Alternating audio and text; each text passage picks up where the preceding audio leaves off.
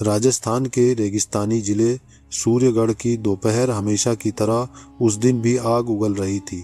सूरज मानो आसमान के बीचों बीच आकर रुक गया हो। चारों ओर रेत की लहरें थीं और हवा में तपन ऐसी कि सांस लेना भी भारी लग रहा था।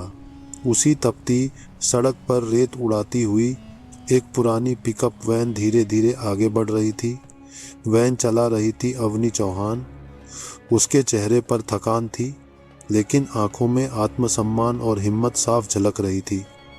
पास की सीट पर उसकी मां सरिता देवी बैठी थी, जिनका शरीर बीमारियों से कमजोर हो चुका था, मगर बेटे बेटियों के लिए दुआ करती आंखों में आज भी वही चमक थी। वैन के पीछे लदी थीं गेहूं की बोरियां। ये बोरियां सिर्फ फसल नहीं थीं, बल्कि उस परिवार के लिए उम्मीद थीं। अवनी कॉलेज में पढ़ती थी।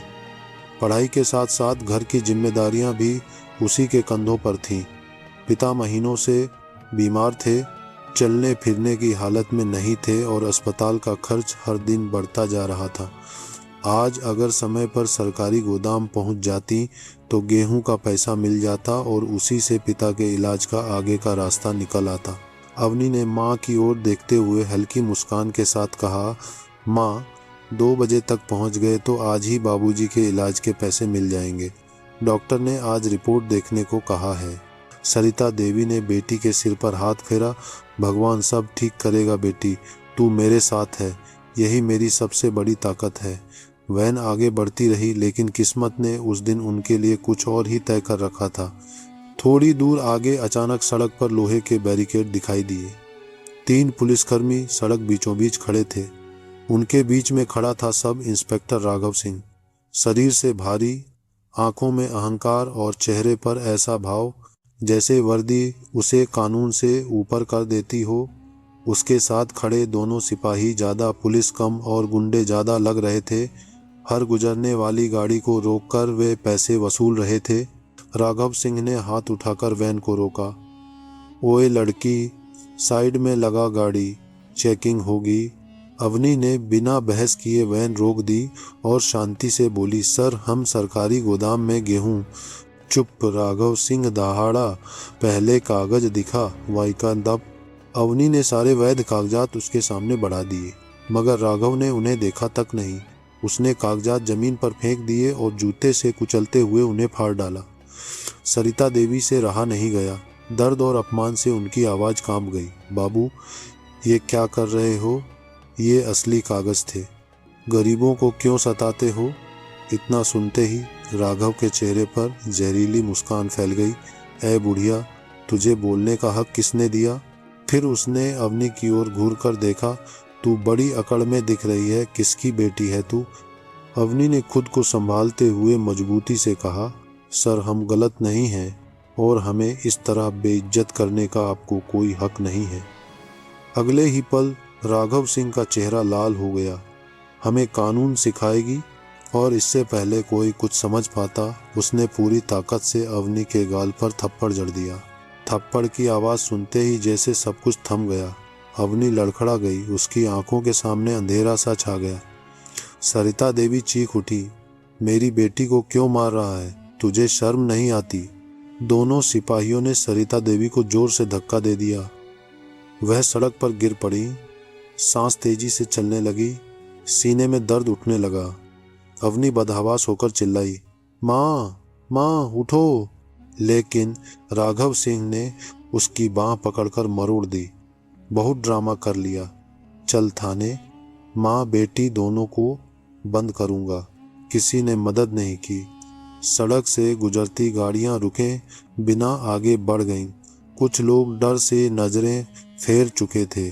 थाने पहुंचते ही अवनी और सरिता देवी को सीधे गंदे लॉकअप में बंद कर दिया गया।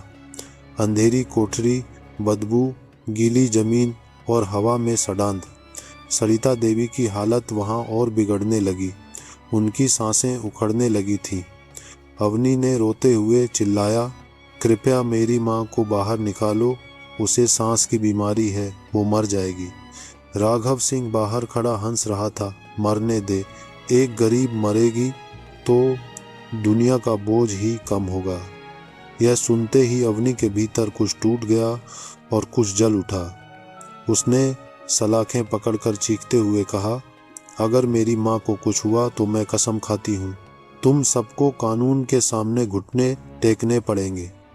राघव ने ठंडी आवाज में कहा, पहले तेरी माँ मरे फिर तेरी बारी आएगी। अवनी माँ को गोद में लेकर बैठ गई।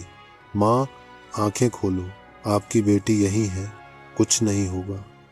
लेकिन सरिता देवी की सांसें धीरे धीरे कमजोर पड़ती जा रही थी।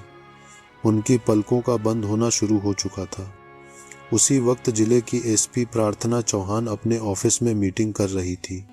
बार बार आने बीरे की अभी की अंदर बाद बीरे को उनका मन बेचैन हो रहा था। उन्होंने माँ का नंबर मिलाया, फोन बंद। बहन अवनी का नंबर मिलाया, वो भी बंद। दिल ने जोर से धड़कते हुए कहा, कुछ गलत है। प्रार्थना तुरंत अपनी जीप लेकर घर की तरफ निकली। घर पर ताला बंद था।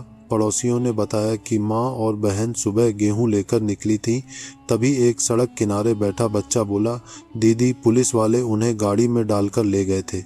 प्रार्थना चौहान की आंखों के सामने अंधेरा सा छा गया। उन्होंने बिना वक्त गंवाए थाने की ओर गाड़ी दौड़ा दी।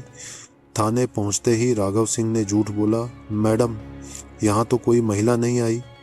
उसी पल अंदर से एक कमजोर सी आवाज आई, बेटी बचा ले। प्रार्थना दौड़ पड़ी। लॉकअप खोला गया और जो उन्होंने देखा उससे उनके पैरों तले जमीन खिसक गई। माँ बेहोश पड़ी थी। अवनी उनकी गोद में सिर रखे रो रही थी। अब वहाँ कोई एसपी नहीं खड़ी थी, अब वहाँ सिर्फ एक बेटी थी।